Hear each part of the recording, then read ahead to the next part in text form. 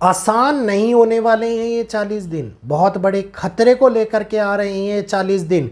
ये 40 दिन जिनकी शुरुआत 11 मई को मंगल के राशि परिवर्तन के साथ में शुरू हो गई थी, उसने वैश्विक स्तर के ऊपर कोहराम मचाना, दुनिया के अंदर हलचलें पैदा करना, एक जन त्रासदी की वो आहट को हमारे को दर्शाना स्टार्ट कर दिया है। 10 मई को मोदी जी ने भाषण दिया, 11 मई को ग्रह ने अपना परिवर्तन किया, और आप लोगों को पता है हर एक ग्रह के परिवर्तन से 3 से 4 दिन पहले उसका असर स्पष्ट रूप से हम लोगों को देखने को मिल जाता है। तो इन 40 दिन क्या विशेष होने वाला है, क्यों ये महत्वपूर्ण है, क्यों हम लोगों के ऊपर ये संकट की तरह मंडराते हुए नजर आ रहे हैं, आज इस वीडियो के अंदर आप लोगों को मैं बताने वाला हूं। वीडियो को ध्यानपूर्वक सुनने का प्रयास कीजिएगा, बिल्कुल भी स्किप मत कीजिएगा। एक एक शब्द महत्वपूर्ण है, क्योंकि इस समय के लिए जो ये बदलाव हम लोगों के सामने आया है, ये कहीं ना कहीं पर हर एक व्यक्ति के जीवन के ऊपर असर डाल रहा है। तो जल्दी से चैनल को सब्सक्राइब कर लीजिए जिन्होंने अभी तक नहीं किया हुआ है, वीडियो को लाइक कीजिए, आगे शेयर कीजिए, ताकि अन्य लोगों तक भी ये जानकारी पहुंच पाए और अन्य लोग भी इस जानकारी का लाभ समय रहते उठा पाए। तो अब 11 मई जो अभी बीता, मंगल देव ने राशि परिवर्तन किया। मंगल का ये राशि परिवर्तन जैसे ही हुआ, मंगल देव शनि से दूरी बनाते हुए नजर आए, और शनि से दूरी तो बनाई, लेकिन वहीं पर पिता के साथ में क्लोज कंजक्शन बना मंगल का सूर्य के साथ में, और मंगल का ये राशि परिवर्तन अभी 20 जून तक यहीं पर रहते हुए आगे बढ़ने वाला है। मतलब मंगल मेष राशि के अंदर अभी लंबे टाइम तक चलने वाले हैं। यहाँ पे बुध देव, यहाँ पर शुक्र, यहाँ पर सूर्य जिनसे मिलन किया, ये एक ऐसी परिस्थितिक परिणामों को देश और दुनिया के अंदर लेकर के आए, जहाँ पे हमने मिले जुले असर को दुनिया के अंदर बनते हुए देखा। दुनिया दो पहलुओं के अंदर विभाजित होती हुई नजर आ रही है। दुनिया के ऊपर भीषणकारी संकट, gas flow line, oil flow line, युद्ध की परिस्थितियों की आहट, ईरान और अमेरिका के युद्ध का बार बार रुकना, बार बार बढ़ना, कहीं ना कहीं पर आगे गंभीर हालातों को हमारे सामने लेकर के आता हुआ नजर आया है। यहीं पर राशियों के लिए रहने वाला प्रभाव विशेषकर हम लोगों को चिंता का कारण बनता हुआ नजर आता दिखाई दे रहा है।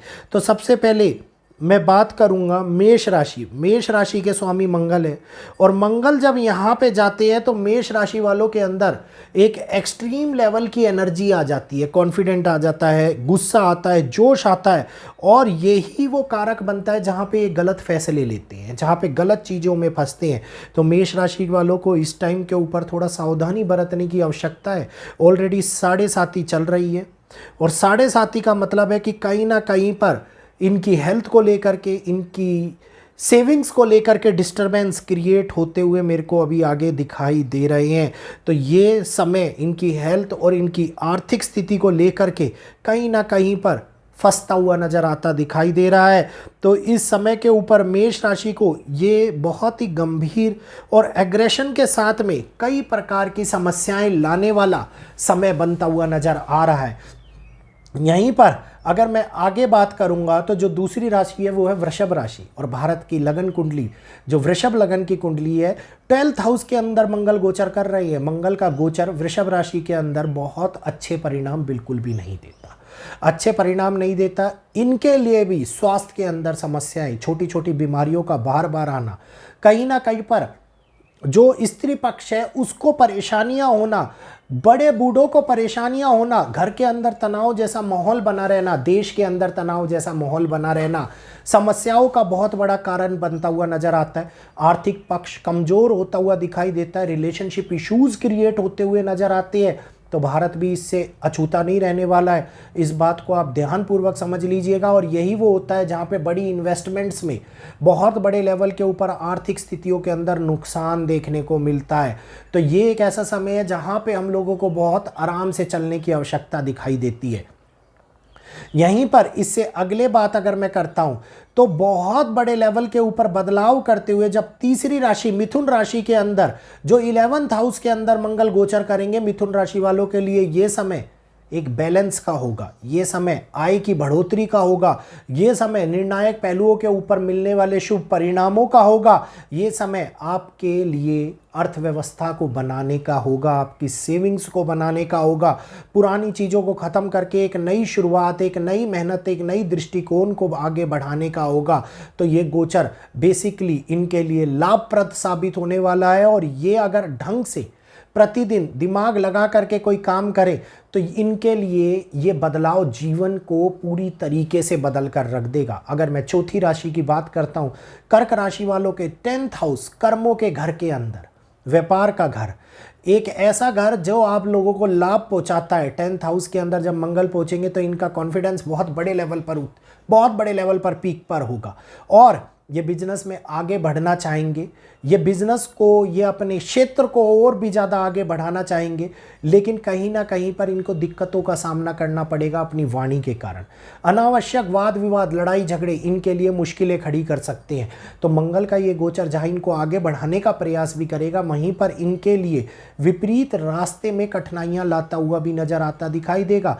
तो कर्क राशि वालों के लिए मंगल नुकसान तो नहीं कह सकता, लेकिन मिला जुला परिणाम देता हुआ नजर आएगा। क्रोध के ऊपर बहुत ज़्यादा कंट्रोल करने की आवश्यकता है, वाणी पे बहुत ज़्यादा लगाम लगाने की आवश्यकता दिखाई दे रही है, और ये स्थिति कहीं ना कहीं भय उत्पन्न कर सकती है। कॉन्फिडेंस लोगों के अंदर आगे बढ़ा के उसको ख़त्म करने का प्रयास कर सकती है। अगर अगली राशि की बात करता हूँ, सिंह राशि, तो सिंह राशि जहाँ पे इनके 9th हाउस के अंदर ये गोचर होने वाला, और 9th हाउस में गोचर शुभ कहा जाएगा। कैरियर के उछाल का समय है, नई चीज़ें, नई प्रॉस्पेरिटी लाने का समय है, इनके मेहनत का लाभ पहुंचाने का समय है। शेयर मार्केट में इनको इन्वेस्ट कर रहे हैं तो भूल कर भी ना करें, कहीं ना कहीं नुकसान हो सकता है। ये इनके व्यापार को आगे बढ़ा सकता है, पारिवारिक चीज़ों को सोल्व करा सकता है। हाँ, एक्सीडेंट और चोट फेट लगने की समस्या आ सकती है, तो कहीं ना कहीं पर सावधानी बरतें अपनी हेल्थ को लेकर के, सावधानी बरतें अपनी यात्राओं को लेकर के, जो इनके लिए बदलाव का कारक बन सकती है, नुकसान का कारक बन सकती है। बाकी इनके लिए बाकी सब लाभकारी परिणाम मिलने वाले हैं। अगली राशि की अगर मैं बात करूं, कन्या राशि, तो कन्या राशि जिसके स्वामी बुध है, और 8th हाउस के अंदर मंगल का गोचर हो रहा है, शनि के घर के अंदर मंगल का गोचर होना, मतलब ये स्थितियों को पूरी तरीके से यू टर्न मारता हुआ दिखाई देगा। रिलेशनशिप डिस्टर्ब हो जाएंगे, रिश्तों में दरारें आएंगी, तलाक की समस्या शादी के अंदर उत्पन्न हो सकती है, हेल्थ को लेकर के कॉम्प्लिकेशंस क्रिएट हो सकते हैं, पुरानी बीमारियां निकल करके सामने आ सकती है। फाइनेंशियल रिस्क बिल्कुल ना ले, बहुत बड़ी हानि उठाने का योग बनता हुआ नजर आता है। तो ये समय प्यार से निकाले ताकि इनके लिए हालात कहीं ना कहीं पर गंभीर ना हो। ये वो 6 राशियां थी जिनके लिए स्थिति बहुत बड़े लेवल के ऊपर नुकसान के अंदर दिखा रही है। अगर हम यहीं पे ही बात करते हैं तो आगे हम लोगों के लिए जो एक भयानक मुसीबत वाले समय को बढ़ाते हुए नजर आ रहे हैं, इस समय के अंदर इन 6 राशि वालों को पिछले कई तरीके से सावधानी बरतने की जरूरत है। इससे आगे की 6 राशियों की अगर मैं बात करूं तो तुला राशि जिसके स्वामी शुक्र है, और 7th हाउस के अंदर मंगल का गोचर हो रहा है। 7th हाउस के अंदर मंगल का गोचर इस समय के अंदर इनके पेंडिंग कामों को आगे और भी ज़्यादा रुकावटों में डाल देगा। कोर्ट केस इनके अगर हो रहे हैं तो उनमें दिक्कतें आएंगी, जीवन साथी के साथ में संबंध खराब होंगे, वातावरण एक नकारात्मक ऊर्जा को बढ़ाता हुआ नजर आएगा। तो इस टाइम के ऊपर तुला वालों को बहुत सोच समझ के आगे बढ़ना है, क्योंकि चोट फेट के योग बन रहे हैं, लड़ाई झगड़ों के योग बन रहे हैं, कोर्ट कचहरी के योग बन रहे हैं। तो विशेष ध्यान दे, नहीं तो किसी ना किसी प्रकार की हानि को उठा सकते हैं। और अगर इसके बाद में हम आगे बढ़ते हैं वृश्चिक राशि की तरफ, तो वृश्चिक राशि जिसके 6th हाउस के अंदर गोचर हो रहा है मंगल का गोचर, आप लोग अगर कोई स्टूडेंट्स हैं, किन्हीं की शादी नहीं हो रही है, तो उनके लिए ये बहुत अच्छा समय है। एक कॉम्पिटिटिव एग्ज़ाम क्लियर करने का समय है, नई नौकरी पाने का समय है। ये एक ऐसा समय है जो पुरानी चीज़ों को भुला करके एक नई रास्तों को खोलता हुआ नज़र आता है, और इसके रिजल्ट आपके फेवर में होते हुए नज़र आते हैं। तो जब रिजल्ट फेवर में हो तो हम लोगों को मेहनत करने में संकोच नहीं करना चाहिए, पूरी तरीके से आगे बढ़ जाना चाहिए। किसी भी प्रकार की कोई समस्या खड़ी नहीं होगी, हर एक चीज़ आपके लिए आपके फेवर में बनती हुई नजर आती दिखाई देगी।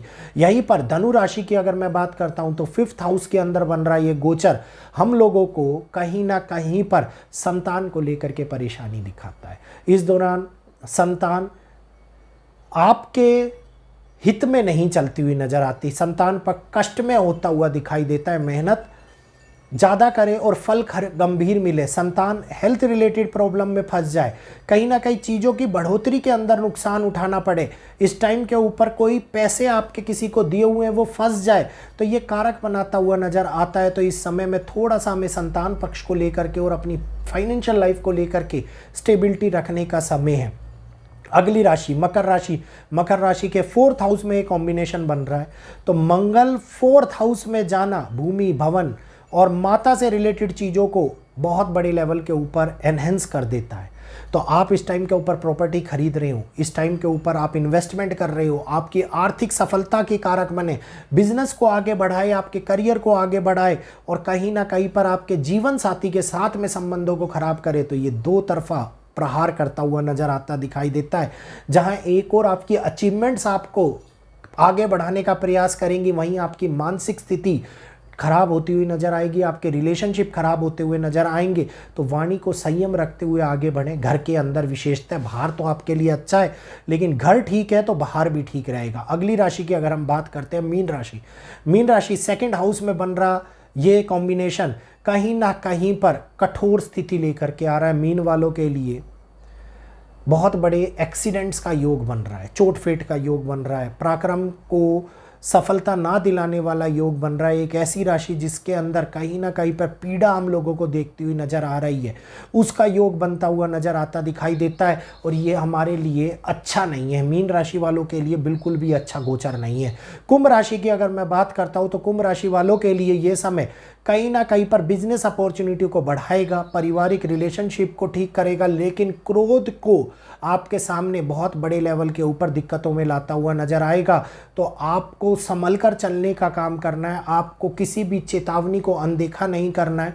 ग्रहों ने जो आप लोगों के लिए परिस्थितियां ढाली हैं, उन परिस्थितियों को ही बना करके आगे चलें तो आप लोगों के लिए अच्छा रहेगा। उम्मीद करूंगा आज का ये वीडियो आप लोगों को पसंद आया होगा। वीडियो अच्छा लगा हो तो वीडियो को लाइक करते हुए आगे शेयर कीजिए। बहुत सारे लोग राशियों पर वीडियो मांग रहे थे तो उनके कहे अनुसार वीडियो ले आया हूं मैं। तो आज यहीं पर आप सभी लोगों से इजाज़त लेना चाहूँगा। आज के लिए इतना ही। जय श्री कृष्णा, जय माता दी।